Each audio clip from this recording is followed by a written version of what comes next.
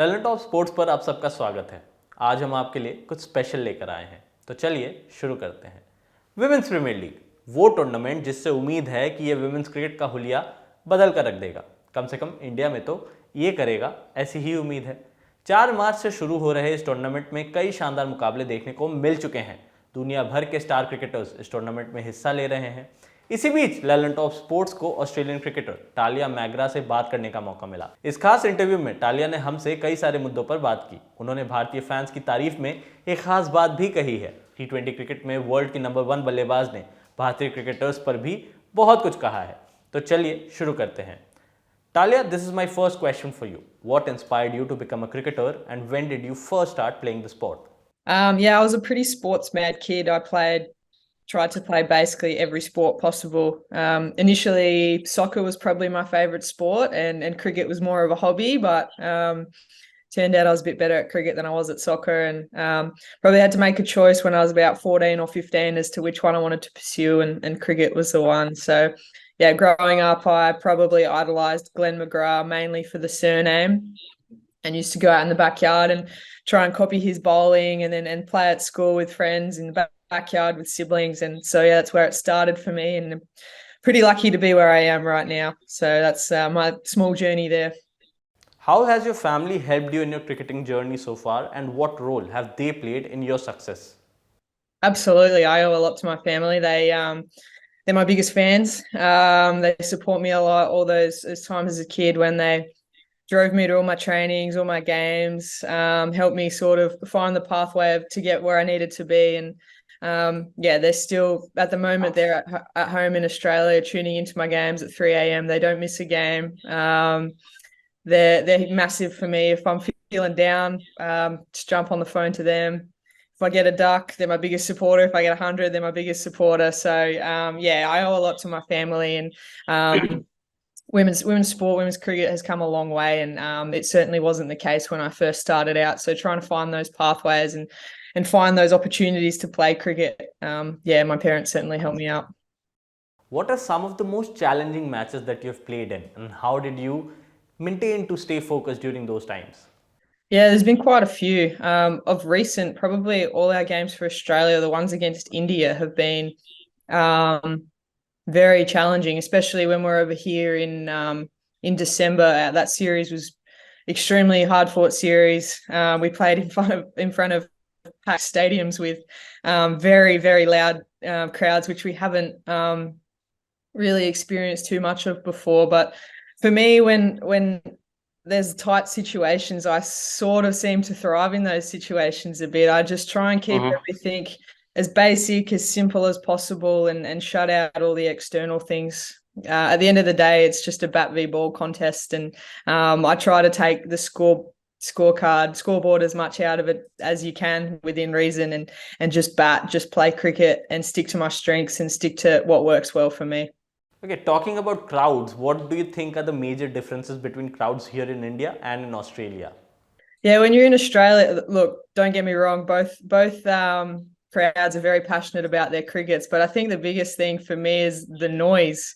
We had to have team meetings about the crowd in India because they're so loud and cheer every single run. There's drums going that you think you're behind the game just with how much they're cheering, and you look up the scoreboard and you go, actually, we're not doing that bad. So it's probably just the noise, to be honest. You sort of can't really communicate with one another when you're in the field, and trying to call for catches, trying to encourage your teammates is often very difficult. So it's a pretty cool problem to have. But yeah, both are very passionate, but probably the noise is the biggest difference. Moving on, you played a key role for Adelaide Strikers in the Women's Big Bash League. How do you think that experience is helping you during the ongoing Women's Premier League? You have also captained your side. How is that helping you?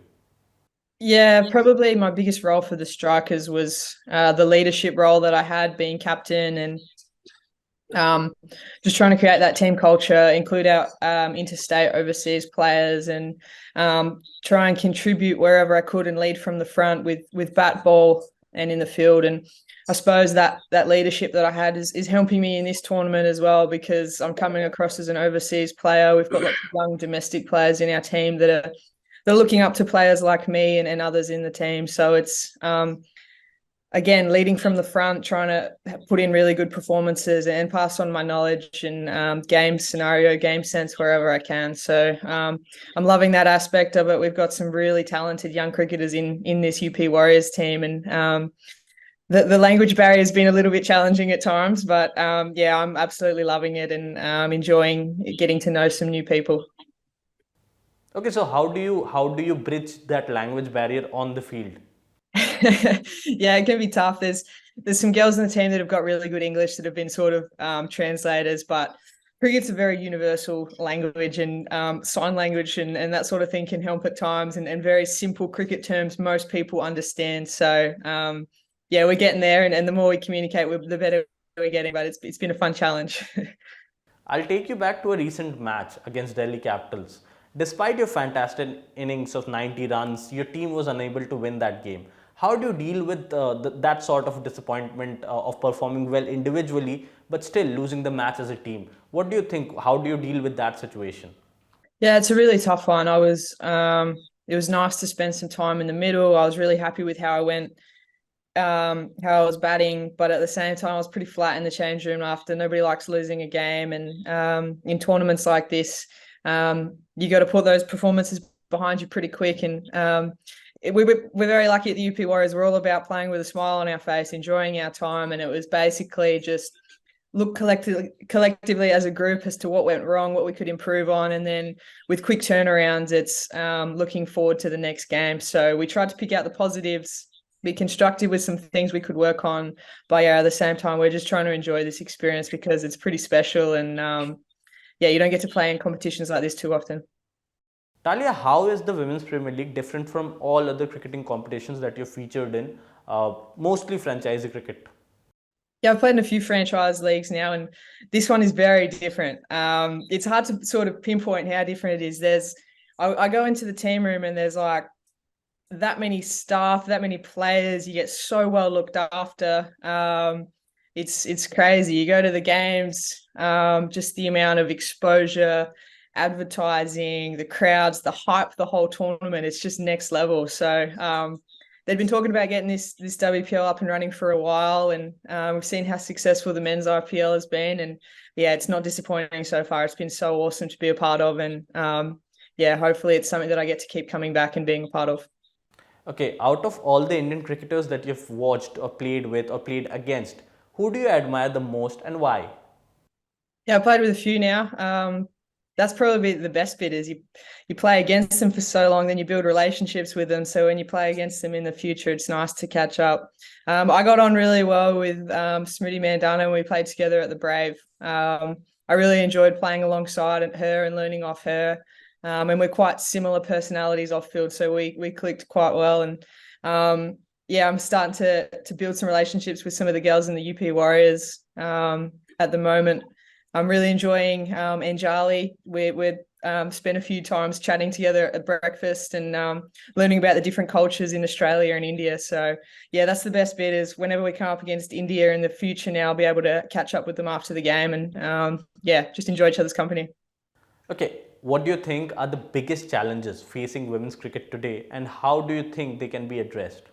Oh, it's come a long way, women's cricket. There's still lots of people challenging, working alongside playing cricket. So I'm quite lucky that I'm a full-time cricketer, but there's certainly a few that are balancing some study and some work alongside and have to put in some pretty long and hard hours. And then there's, I suppose, as well, just the exposure of getting more and more games on TV, getting more on social, getting just the whole brand out there. And it's come a long way, and I've seen the growth go from strength to strength, and hopefully it continues going in that direction.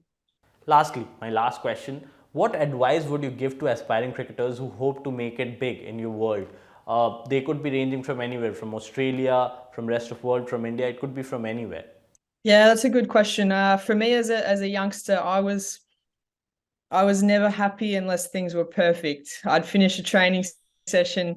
I just want everything. I want to play the perfect cover drive. I want to be hitting the top of off every ball. And I got a bit caught up on enjoying the moments and enjoying my cricket. And it wasn't until I sort of made the sort of when I was on the outer of the Australian team. When I got back in, I just decided to really enjoy my cricket, and that's when I probably took the next level. So for young cricketers out there, yes, work hard, yes, do all the right things, but it's not all about the perfect cricket shot, not all about putting too much pressure on yourself. At the end of the day, it's a game and you've really got to enjoy it.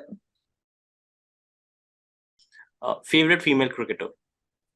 Elise Perry. Favorite male cricketer? Glenn McGrath. Favorite cricketing moment?